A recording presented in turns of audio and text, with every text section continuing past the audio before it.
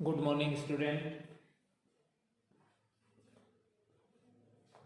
हमने पीछे के अध्यायों में मांग के बारे में तकरीबन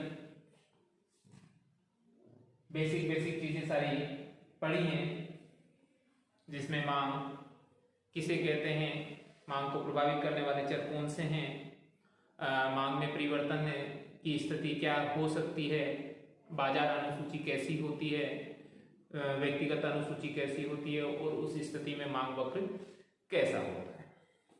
अभी हम चर्चा करते हैं नेक्स्ट टॉपिक पर, जो कि कक्षा 12 के विद्यार्थियों के लिए महत्वपूर्ण है और महत्वपूर्ण इस तरीके से भी है कि परीक्षा में इसमें से क्वेश्चन सामान्यतया पूछा भी जाता है। लॉ ऑफ डिमांड या मांग का नियम।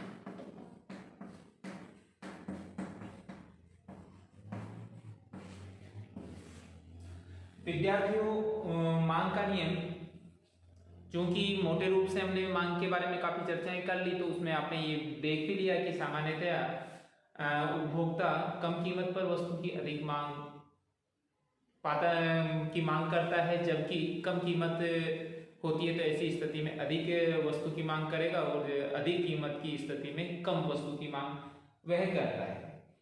सामान्यतया मांग के नियम की परिभाषा की बात करें तो परिभाषा के लिए आपको एक महत्वपूर्ण चीज जो ध्यान में रखनी है वो है अन्य बातें स्थिर होने की स्थिति। विद्यार्थियों ये हमेशा ध्यान रखें कि मांग की जो हम चर्चा करते हैं, मांग के नियम की हम चर्चा करते हैं, वो एक विशेष परिस्थिति की बात करते हैं।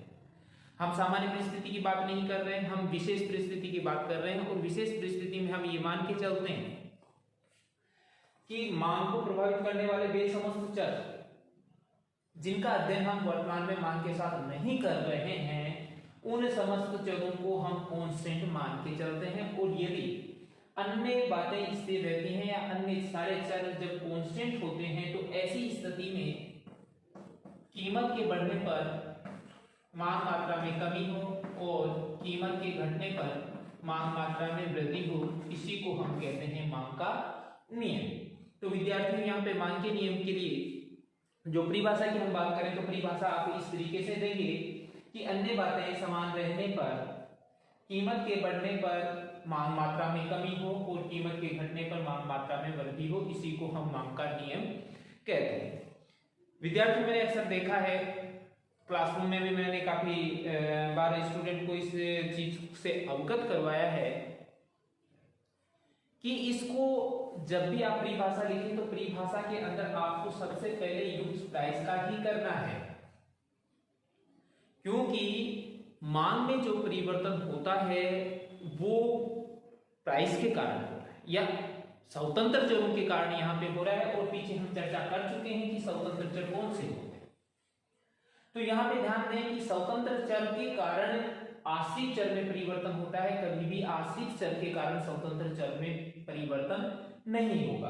क्योंकि देखने में ये आता है कि काफी विद्यार्थी ये बातें सारी ठीक लिख देते हैं, लेकिन इसका क्या है कि वे चेंज कर देते हैं। इस चीज को यूं नहीं करके अन्य बातें स्थिर रहने की बात भी करेंगे, लेकिन वो कहेंगे कि क्वांटिटी कम होती है तो प्राइसें अधिक होती है और क्वांटिटी अधिक होती है तो प्राइसें कम होती है। अब बातें दोनों को देखें तो सेम ही है, कोई ज्यादा परिवर्तन वाली कंडीशन नहीं है, किंतु ये चीज बिल्कुल रोंग इसलिए है कि आपने यहाँ पे जो चर्चा की है उस चर्चा में आपने ये बता दिया कि पहले आश्रित चर परिवर्तित होता है और उस परिवर्तन के बाद में स्वतंत्र चर परिवर्तित होता है, जबकि ऐसा नहीं है। सबसे पहले स्वतंत्र चर परिवर्तित होगा और स्वतंत्र चर के कारण आश्रित चर में परिवर्तन होना है। अब स्वतंत्र चर कैसे परिवर्तित होता है वो तो बाजार की स्थितियां जाने, अपने को उस पर ज्यादा विचार नहीं करना, लेकिन अपना जो आश्रित चर है वो अपने स्वतंत्र चर के कारण परिवर्तित होता है। इसलिए हम प्राइस में परिवर्तन की बात पहले करेंगे और उस प्राइस में परिवर्तन के बाद ही क्वांटिटी में कोई परिवर्तन आता है। इसलिए विद्यार्थियों ये हमेशा ध्यान रखें कि आप इस चीज को इस तरीके से कभी भी ना लिखें, क्योंकि ऐसा लिखने के कारण आपका क्वेश्चन है उसका आंसर है, आपके द्वारा दिया गया आंसर है वो गलत होगा। इसलिए मांग के नियम के अंदर आपको बताना है कि अन्य बातें स्थिर होने की स्थिति के अंदर कीमतें बढ़ने पर मांग मात्रा में कमी होगी और कीमतें घटने पर मांग मात्रा में वृद्धि होती है। इसके बाद हम चर्चा करते हैं कि मांग का जो नियम है उसकी व्युत्पत्ति कैसे होती है। तो मांग की व्युत्पत्ति के लिए हम दो प्रकार के सिद्धांतों की चर्चा करते हैं। इसमें एक सीमांत उपयोगिता और कीमत का सिद्धांत है और दूसरा समसीमांत उपयोगिता का नियम। विद्यार्थियों, हम जानते हैं कि किसी भी वस्तु की कीमत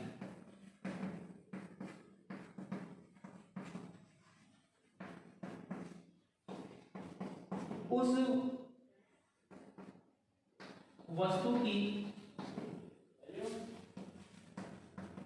सीमांत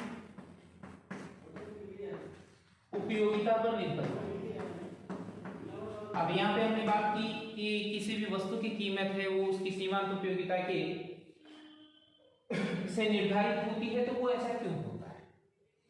ये चीज हमने उपयोगिता के अंदर पढ़ी है, हमने चर्चाएं की हैं।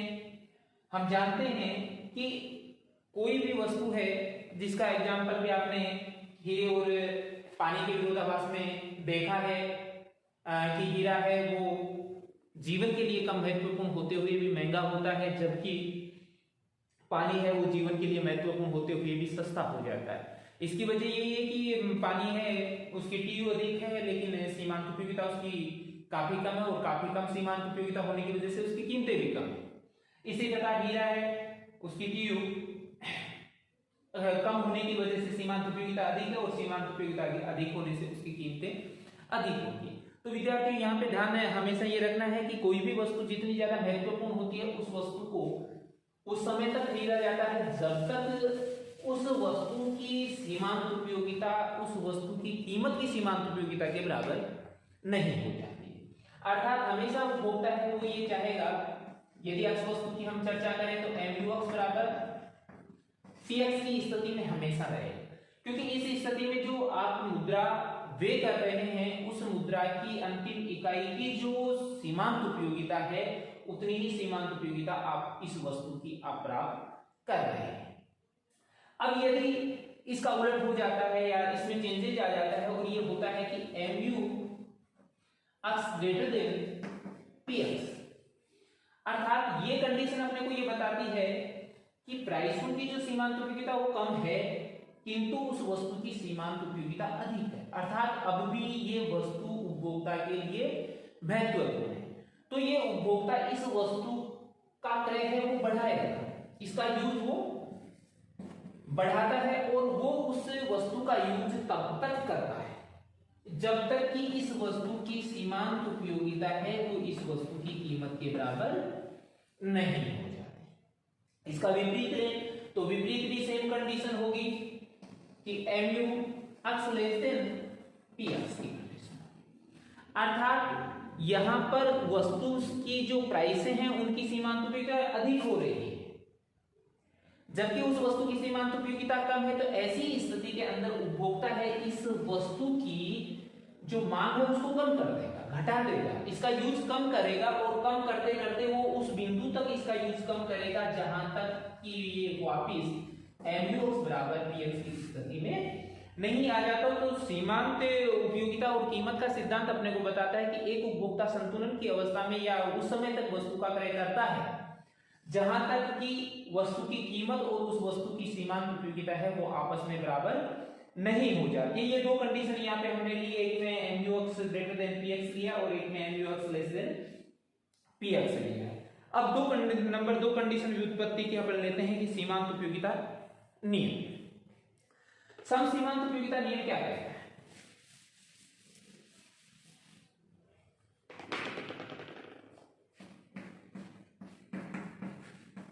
समसीमांत उपयोगिता नियम।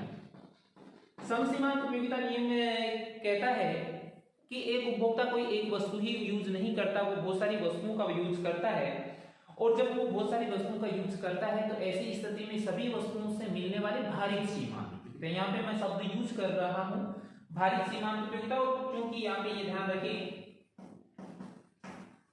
भारित सीमांत उपयोगिता है वो उस वस्तु की उपयोगिता और कीमत का अनुपात होती है। तो यहाँ पे अपने को ध्यान रखना है कि दो वस्तुएं यदि वो यूज करता है तो दोनों वस्तुओं का यूज वो उस समय तक करता है जहां पर, जैसे मान लीजिए कि मैं अक्स वस्तु MUX और इसकी कीमत PX है, बराबर नहीं हो जाती MUY बटे PY। ये जो कि उपयोगिता विश्लेषण में अपने इस पे चर्चा की है।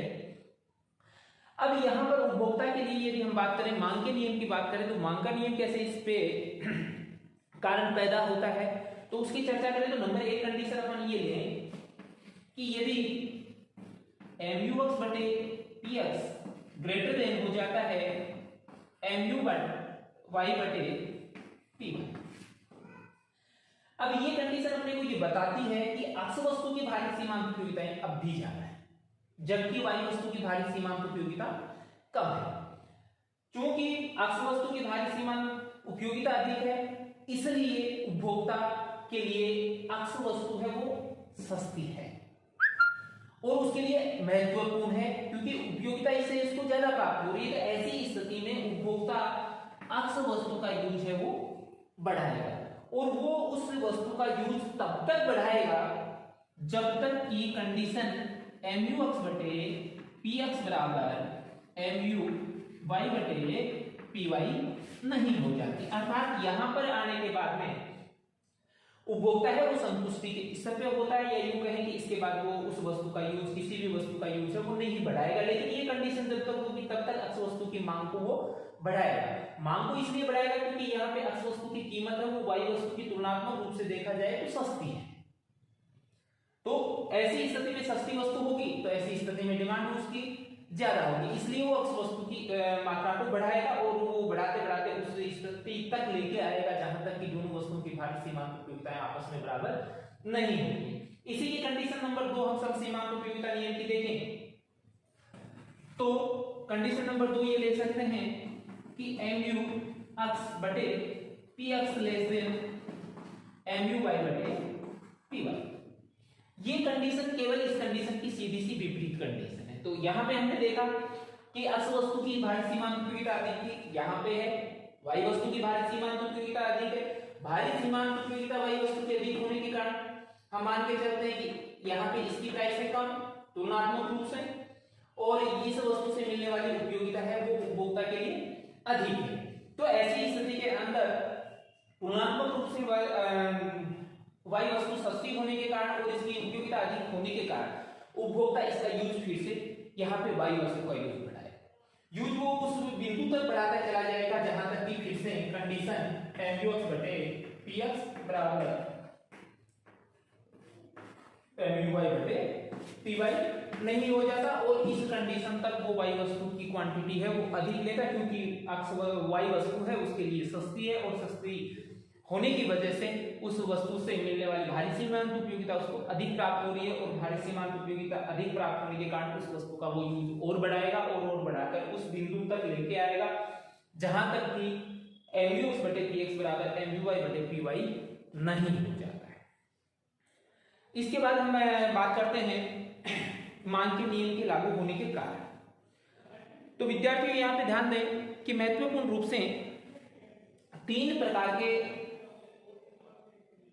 नियम हैं, कारण हैं जो मांग के नियम को पैदा करते हैं। यानी मांग का नियम कहता है कि कीमत कम होती है तो ऐसी स्थिति में मांग ज्यादा होगी, और कीमत अधिक होगी तो मांग कम होती है। इसके अंदर पहला नियम है ह्रासमान सीमांत उपयोगिता का नियम। ह्रासमान सीमांत उपयोगिता नियम। दूसरा है प्रतिस्थापन प्रभाव।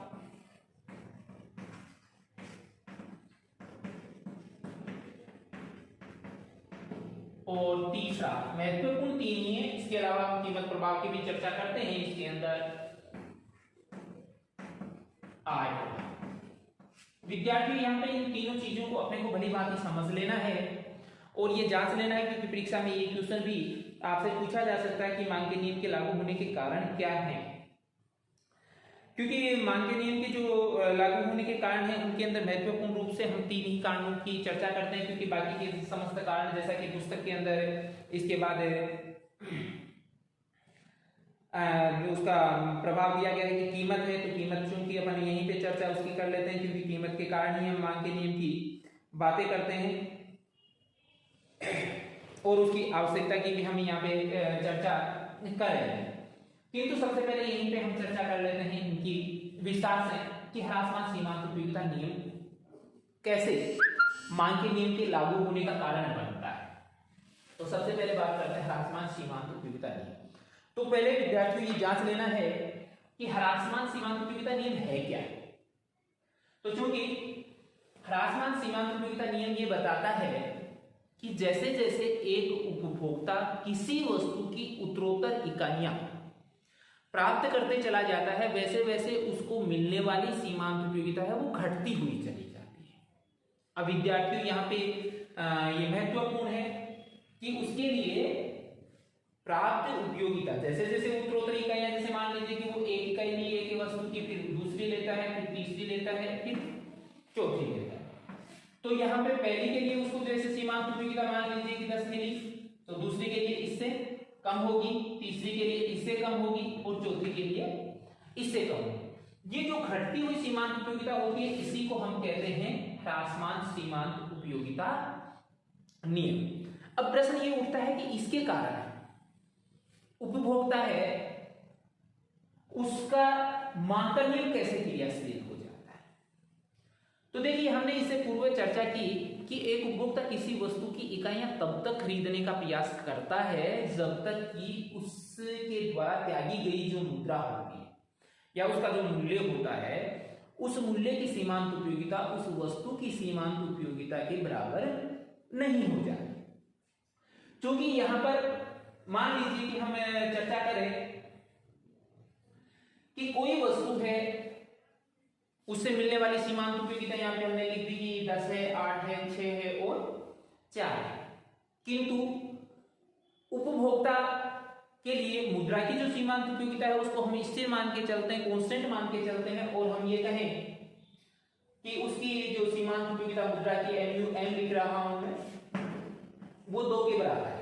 तो 2 के बराबर है तो स्थिर है। तो ये उपभोक्ता सबसे पहले पहली इकाई लेता है उससे सीमांत उपयोगिता 2 मिल रही है, जबकि त्यागी गई मुद्रा से उसकी सीमांत उपयोगिता का लोसिस को कितना हो रहा है 2 के बराबर। अर्थात अब भी ये वस्तु मुद्रा की तुलना में ज्यादा इसके लिए महत्वपूर्ण है, इसलिए वो इसकी डिमांड को फिर ये इसकी डिमांड करके 10 से 8 पे आता है, क्योंकि अब उसके पास पहले से कोई इकाई पहले से मौजूद है और यदि इसके पास पहले से कोई इकाई मौजूद है तो ऐसी स्थिति के अंदर उपभोक्ता के लिए वो इकाई उतनी महत्वपूर्ण नहीं है जितनी की उसके लिए पहले थी, इसलिए इसकी सीमांत उपयोगिता घटी। लेकिन अब भी इसकी सीमांत उपयोगिता मुद्रा से ज्यादा है। तो ऐसी स्थिति के अंदर उपभोक्ता, क्योंकि ह्रासमान सीमांत उपयोगिता का नियम यहाँ पे लागू हो रहा है, इसलिए वो उस वस्तु को निरंतर तब तक खरीदता है जब तक कि उसकी सीमांत उपयोगिता कहां तक नहीं हो जाती उस मुद्रा के बराबर। अर्थात उपयोगिता का ह्रासमान नियम ये कहता है कि जैसे जैसे ये घटती चली जाएगी तो उसके लिए समान मूल्य वो देने के लिए तैयार कभी भी नहीं होता। जैसे किसी एक इकाई से अपने को कहा जाए कि 2 रुपए हमने चुकाए, या यूं कहें कि इसको यूं समझ लीजिए कि एक समोसा हमने खाया उसके मूल्य 5 अपन ने चुकाए। क्योंकि उस समय समोसे की उपयोगिता अपने लिए इसलिए भी अधिक थी कि अपने को भूख लगी हुई थी, इसलिए उसमें उपयोगिता अपने को ज्यादा नहीं दिखाई दी, हमने 5 रुपए चुकाए। किंतु अब यदि हम दूसरा समोसा लेंगे तो ऐसी स्थिति में इससे मिलने वाली उपयोगिता क्या हो जाएगी, घट जाएगी। घटती हुई उपयोगिता के कारण उस वस्तु की डिमांड हम केवल तभी करते हैं जब उसकी कीमत में क्या हो जाती है, कम हो जाए। अगला कहेंगे कि आप 4 रुपए के अंदर मैं समोसा दे दूं, तो ऐसी स्थिति में अपन दूसरा भी ले लेंगे, और घटा देगा तो हम तीसरा लेंगे। लेकिन ये घटाते घटाते तब तक ही लेंगे जब तक दोनों की उपयोगिता आपस में बराबर नहीं होती है। तो ऐसी स्थिति में हासमान सीमांत उपयोगिता नियम कहता है कि वस्तु की जैसे जैसे हम यूज करते चले बढ़ाते चले जाएंगे वैसे वैसे उसकी सीमांत उपयोगिता घटेगी, और सीमांत उपयोगिता घटती हुई वस्तुओं की होती है उस समय कोई भी उपभोक्ता उनके लिए अतिरिक्त मूल्य चुकाने के लिए तैयार नहीं होता। अर्थात उस स्थिति के अंदर यदि वस्तु उपभोक्ता को बेची जानी है तो ऐसी स्थिति में आप कम कीमत पर ही उसकी अधिक इकाइयां बेचने के लिए तैयार हो सकते हो। दूसरा है प्रतिस्थापन प्रभाव। प्रतिस्थापन प्रभाव है वो भी मांग के नियम के लिए महत्वपूर्ण भूमिका अदा करता है। मांग का नियम कहता है कि अन्य बातें समान रहने पे प्राइसें बढ़ती है तो क्वांटिटी घटती है, और प्राइसें घटती है तो क्वांटिटी बढ़ती है। अब यहाँ पे मैं एक छोटा सा एग्जांपल अपने साथ शेयर करता हूँ आपके साथ कि मान लीजिए कि ये कहा जाए कि यार कोई वस्तु कम हो रही है तो उपभोक्ता उसकी ज्यादा इकाई क्यों खरीदेगा भाई, उसको यूज क्या है। जब वस्तु उसको चाहिए उतनी ही तो वो खरीदेगा, उससे ज्यादा का क्या करेगा। वो ज्यादा का डिमांड इसलिए कर लेता है क्योंकि बहुत सारी वस्तुएं ऐसी होती हैं जो प्रतिस्थापित होती हैं एक की जगह दूसरी। जैसे मान लीजिए कि किसी समय विशेष चीनी है वो महंगी हो गई किसकी तुलना में,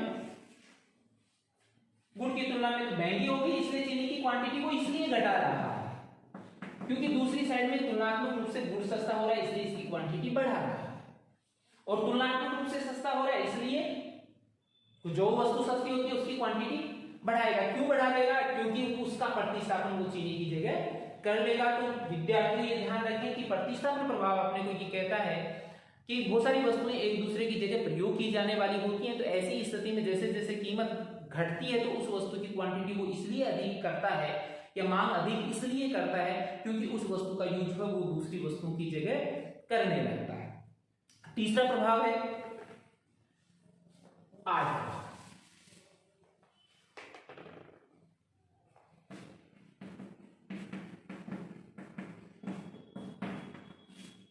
विद्यार्थियों यहाँ पे आय प्रभाव को समझने के लिए एक महत्वपूर्ण सिचुएशन आपके सामने है कि यहाँ पे आय का प्रभाव है वो उपभोक्ता को किस तरीके से आसान्वित करता है जिसके कारण कि वो डिमांड को बढ़ा पाता है या कम कर पाता है। तो उसके लिए अपने को यहाँ समझ लेना चाहिए कि दो प्रकार की आय की हम यहाँ पे चर्चा कर रहा हूं, मैं आपको समझाने की दृष्टि से। पहली होती है मौद्रिक आय और दूसरी होती है वास्तविक आय।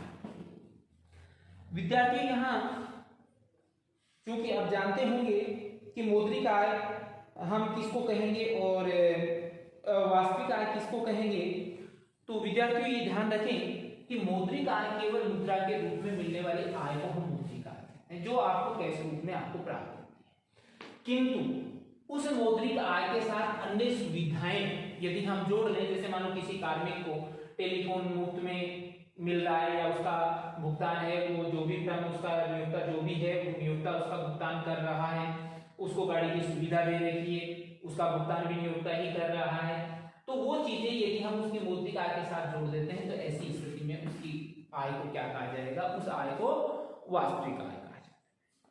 अब प्रश्न ये उठता है कि वास्तविक आय का यहाँ क्या प्रभाव होता है। तो देखिए मौद्रिक आय पे कीमतों का भी प्रभाव पड़ता है और उन कीमतों के प्रभाव के कारण भी वास्तविक आय चेंज होती है।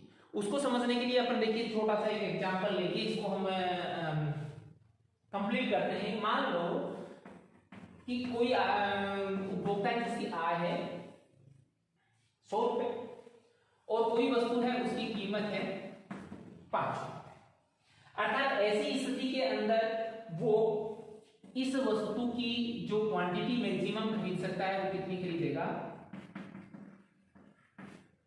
20 इकाई। अब मान लीजिए कि कीमतें घट गई, कीमतों में क्या हुआ, परिवर्तन हो गया और कीमत अब हो गई आपकी 4 रुपए। 4 रुपए जब कीमतें हुई तो पहले वाली क्वांटिटी के साथ हम इसकी चर्चा करें तो पहले 20 इकाइयां ले रहा था, लेकिन अब 20 इकाइयों के लिए उसको कितना व्यय करना पड़ता है? मात्र 80 रुपए। 80 रुपए ही उसने खर्च किए, जबकि उसके पास बच गए कितने? 20 रुपए। तो ये 20 रुपए जो बढ़े, ये उसकी वास्तविक आय है, क्योंकि कीमतें कम हुई, तो ऐसी स्थिति में उस उपभोक्ता की वास्तविक आय बढ़ गई। और वास्तविक आय बढ़ गई तो इस बढ़ी हुई आय का वो क्या करेगा? डिवाइडेड बाई 4, अर्थात 5 इकाई और खरीदेगा, अर्थात वो इस अवस्था के अंदर 20 प्लस 5 तो 25 इकाई खरीदने के लिए तैयार हो गया। क्यों हो गया? क्योंकि उसकी कीमत घटने के कारण वास्तविक आय में वृद्धि हुई। इसका विपरीत भी आप ले सकते हैं कि कीमत यदि बढ़ जाती है तो ऐसी स्थिति में उपभोक्ता की वास्तविक आय है वो कम होगी, और वास्तविक आय कम होने की वजह से वो क्वांटिटी भी कम खरीद पाता है। तो इस तरीके से मांग का नियम है वो क्रियाशील होता है। फिर बुक के अकॉर्डिंग यदि मैं चर्चा करूं तो चौथा पॉइंट इसने दे रखा है कि जब किसी वस्तु की कीमत घटती है तो कई नए उपभोक्ता जो पूर्व में उस वस्तु को नहीं खरीद पा रहे थे, अब उसे खरीदने की स्थिति में हो जाते हैं, यानी कि उपभोक्ताओं की तादाद है वो बढ़ जाती है। जैसे मैं इसको आपको समझाने के लिए, चूंकि ये है आई प्रभाव, लेकिन चूंकि बुक वाले ने दे रखा है, मैं आपको इसको भी एक्सप्लेन कर देता हूं कि ये कहना क्या चाह रहा है। ये कहना ये चाह रहा है कि एक कंडीशन है कि आपने 5 रुपए कीमत निर्धारित की, एक व्यक्ति के पास 100 रुपए, किंतु ये 100 रुपए वो इससे भी जो महत्वपूर्ण वस्तुएं उसके लिए थी उन पे वो खर्च कर रहा था, लेकिन उसके पास 4 रुपए बचे। 96 रुपए तो उसकी आवश्यकताओं पर ही खर्च हो गए, महत्वपूर्ण आवश्यकताएं जो उसकी थी, या इस वस्तु से ज्यादा जो महत्वपूर्ण वस्तुएं थी उन्हीं पे खर्च किए, लेकिन इसके पास 4 रुपए बचे थे।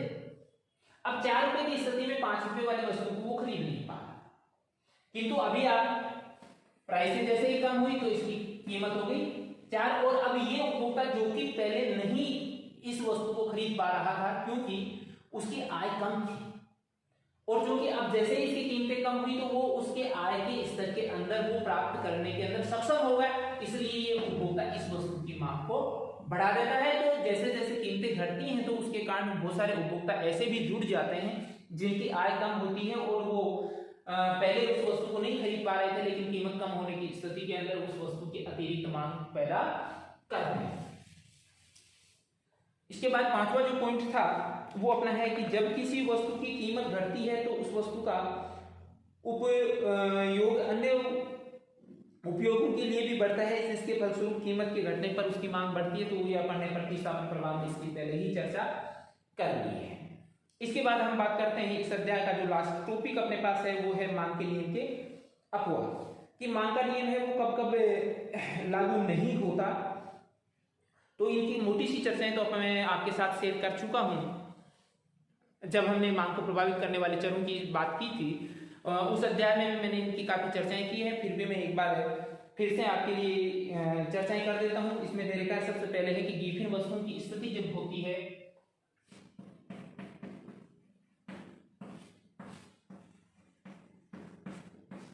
तो मांग का नियम है वो इस पे क्रियाशील नहीं होता, क्योंकि गिवन वस्तुएं वे घटिया वस्तुएं होती हैं जिनकी कीमतें यदि घट भी जाती हैं तो भी उसकी मांग है वो नहीं बढ़ पाती, क्योंकि ये वस्तुएं उपभोक्ता के आय स्तर पर निर्भर करती हैं। क्योंकि जैसे जैसे उपभोक्ता का आय स्तर धीरे धीरे बढ़ता चला जाता है तो वो बहुत सारी चीजों को घटिया मानकर छोड़ता चला जाता है, जिसका एग्जाम्पल अपन ले सकते हैं कि अपने यहाँ के क्षेत्रानुसार यदि हम चर्चा करें तो शादी विवाह के टाइम पे जो मिठाइयाँ बनती हैं वो किसी जमाने में डालडा घी का यूज उसमें होता था, तेल का यूज होता था, लेकिन अभी वर्तमान में ऐसा नहीं हो रहा। क्यों नहीं हो रहा? क्योंकि आज अब लोगों का जो बेसिकली जो अपन जिसको हम कह सकते हैं राष्ट्रीय आय कह सकते हैं, प्रति व्यक्ति आय का हो आप, तो प्रति व्यक्ति आय लोगों की बढ़ गई है, और बढ़ने के कारण वो वस्तुओं से जो उच्च क्वालिटी की जो वस्तुएं थी वो खरीदने में अब सक्षम हो गया, इसलिए वो उनकी कीमतें चाहे कम भी हो जाएं तो भी उनकी डिमांड को नहीं बढ़ाता, क्योंकि उसको उससे श्रेष्ठ वस्तु है वो आसानी से प्राप्त हो रही है। तो ऐसी वस्तुओं को हम गिवन वस्तुएं कहते हैं जिनकी कीमतें घटने के साथ साथ उन वस्तुओं का यूज भी घट जाता है। यहाँ पे विद्यार्थियों ये जरूर ध्यान रखें कि दोनों सिचुएशन सेम सी हैं, प्रतिष्ठामूलक वस्तुओं की और गिवन वस्तुओं। यहां पे प्राइसें घटती हैं तो क्वांटिटी घटती है, लेकिन हम घटिया वस्तुओं या गिवन वस्तुओं के लिए ये ना कहें कि इनकी कीमतें बढ़ने के कारण इनकी मांग बढ़े। केवल घटिया वस्तुओं के लिए केवल इतनी ही बात कहें आप कि ऐसी वस्तुएं जिनके ऊपर मांग का नियम क्रियाशील नहीं होता, क्योंकि यहाँ पे इनकी कीमत जब घटती है तो इनकी मांग भी घट जाती है। क्योंकि प्रतिष्ठामूलक वस्तुएं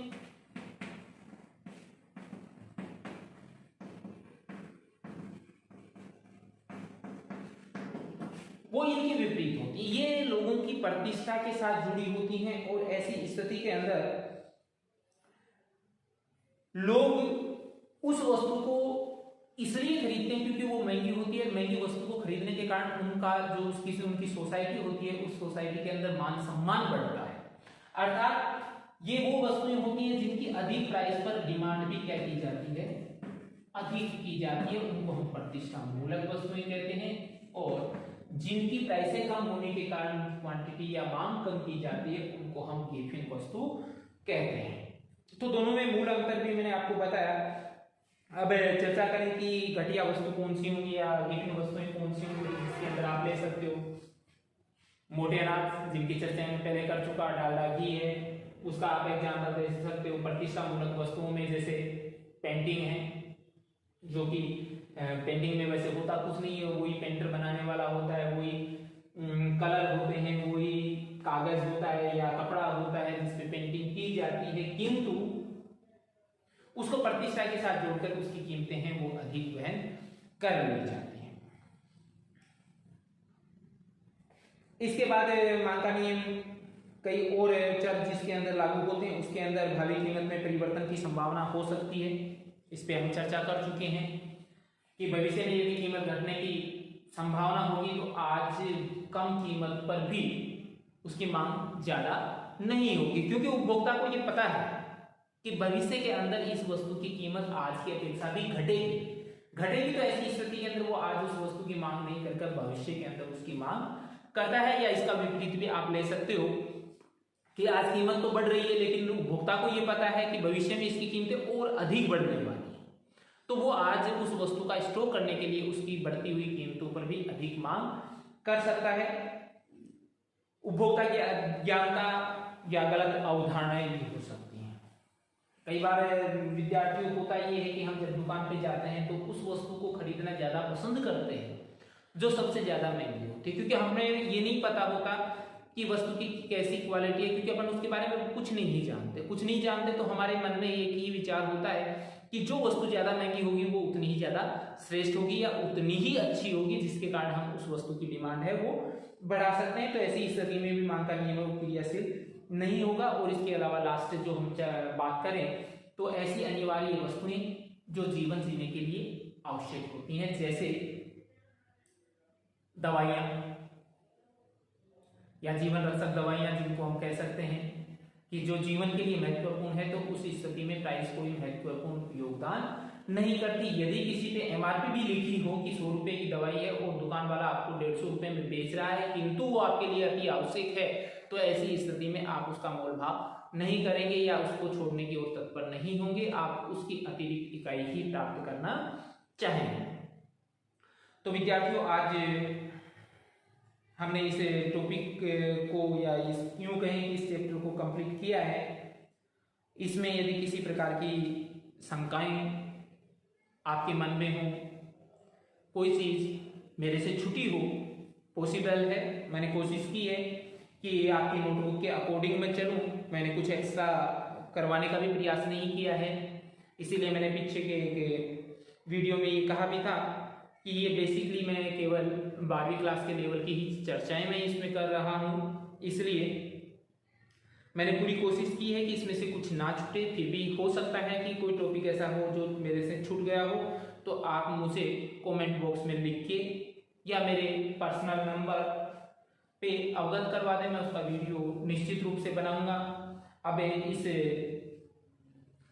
लेसन के अंदर हो क्या सकता है, कितना आपसे पूछा जा सकता है परीक्षा में, इसके बारे में कौन कौन से क्वेश्चन आ सकते हैं, उनकी चर्चा हम नेक्स्ट वीडियो में करेंगे।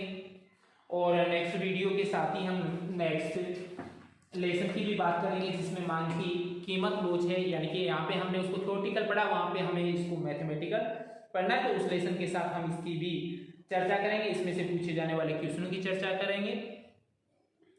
लास्ट में जाते जाते यही कहूँगा कि मेरे चैनल को आप निश्चित रूप से सब्सक्राइब जरूर करें, लाइक और शेयर का बटन भी दबाना न भूलें, और कोविड का ध्यान रखें, जिसमें सोशल डिस्टेंसिंग, मास्क का यूज आप निरंतर करते रहें और हाथ धोते रहें। धन्यवाद।